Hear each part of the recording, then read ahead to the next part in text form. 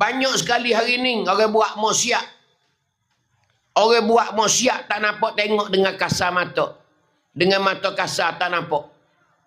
Di hari ni nak ayat tu banyak sekali.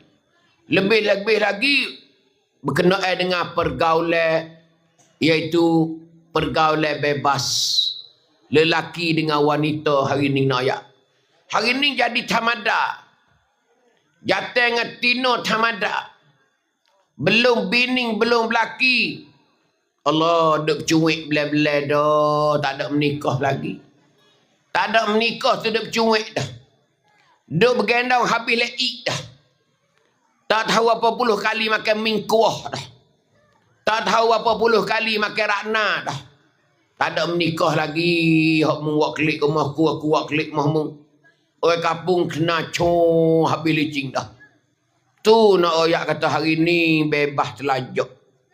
Seolah-olah hari ni tak ada batasan. Hari ni Islam merupakan peribadi. Islam merupakan keluarga masing-masing. Tak boleh nak tengok Islam sekapung, tak ada. Hari ni nak royak. Sebab tu kita orang Islam dah hari ni ingat. Allah Ta'ala dah bagi dah teket sekeping seorang. Hamba ada sekeping. Hak demo ada sekeping teket syurga. Bukan teket tamada, teket syurga. Tapi kalau kita tak padu, teket tu hilang. Tak dia orang lain. Tak dia orang lain nak ayat tu. Ini yang kita paling bimbang sekali. Sebab tu hari ni nak cerita kata, kalau tidak ada lah kicekam, aktiviti, orang panggil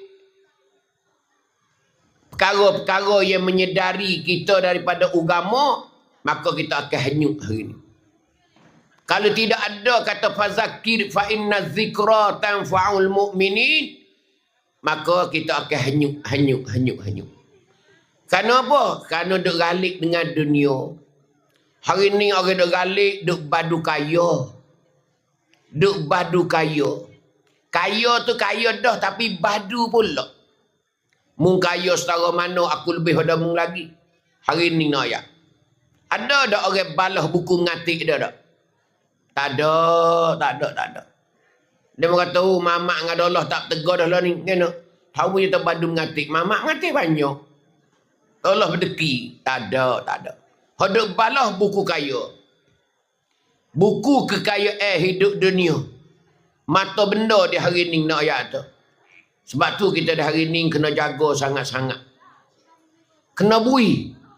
Kerana Nabi pun kata ad-dinun nasihah. Ad-dinun nasihah. Agama itu nasihat. Kita kena ada majlis nasihat, kena ada semua. Majlis tazkirah kena ada semua. Majlis muhasabah kena ada semua. Baru kita boleh pagar anak-anak cucu kita daripada kejahatan. Boleh pagar anak cucu kita daripada maksiat. Supaya dia sedar.